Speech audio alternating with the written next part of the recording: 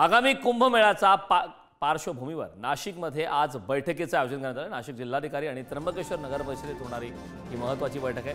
त्र्यंबकेश्वरमध्ये होणाऱ्या बैठकीला शैव आखाड्याचे महंत उपस्थित राहणार आहेत, तर नाशिकमध्ये होणाऱ्या बैठकीला वैष्णव आखाड्यांचे महंत उपस्थित राहणार आहेत। दोन्ही बैठकीला मंत्री गिरीश महाजन हे देखील उपस्थित राहण्याची शक्यता आहे। कुंभमेळा नामकरणावरून सुरू असलेल्या वादावरती आज चर्चा होण्याची शक्यता आहे।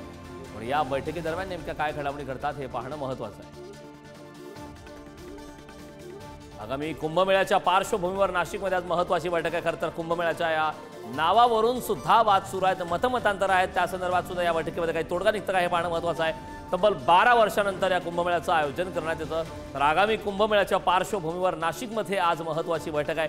या बैठकीला साधू महंत सुद्धा उपस्थित राहणार आहेत। कुंभमेळा नामकरणावरून चर्चा होण्याची शक्यता आहे, तर नाशिकमध्ये होणाऱ्या बैठकीला वैष्णव आखाड्यांची सुद्धा उपस्थित असणार आहे। आगामी कुंभमेळ्याच्या पार्श्वभूमी संदर्भात आजची ही महत्त्वाची बैठक आहे।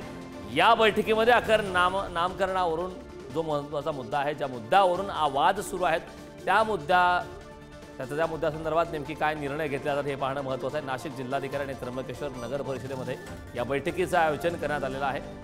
या संदर्भात ताजी अपडेट देण्यासाठी आपले प्रतिनिधी किरण ताजने आपल्यासोबत जोडले आहेत। मी किरणकडे जाणार आहे। किरण, कुंभमेळा संदर्भात आज महत्त्वाची बैठक आहे, साधू महंत सुद्धा बैठकीला उपस्थित राहणार आहेत आणि मागच्या काही घडामोडींवरती आपण नजर टाकली तर नामकरणावरून सध्या वाद सुरू आहे, काय सांगशील सविस्तर? कारण खरं तर जसं तू म्हणालात की गेल्या अनेक दिवसांपासूनचा याबाबतचा वाद सुरू आहे।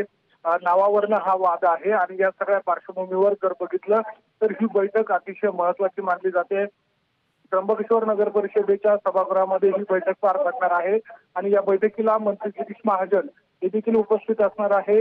महसूल अधिकारी असतील, सोबतच पोलीस प्रशासन देखील या बैठकीला उपस्थित असणार आहे आणि प्रमुख जी 10 आखाडे त्र्यंबकेश्वर मधील आहे त्यांचे प्रमुख साधू महंत देखील या बैठकीला उपस्थित असणार आहे। त्यामुळे या बैठकीमध्ये नेमकी काय चर्चा होते, या वादावर काही तोडगा काढला जातो का, हे बघणं महत्त्वाचं असणार आहे। कारण नक्कीच किरण, आजच्या या बैठकीमध्ये नेमक्या काय घडामोडी घडतात यावरती लक्ष ठेवून राहा। वेळोवेळी तुझ्याकडून ताजी अपडेट घेत राहू। तुर्तास खूप खूप धन्यवाद। कुंभमेळा नामकरणासंदर्भात सुद्धा या बैठकीमध्ये चर्चा केली जाऊ शकते।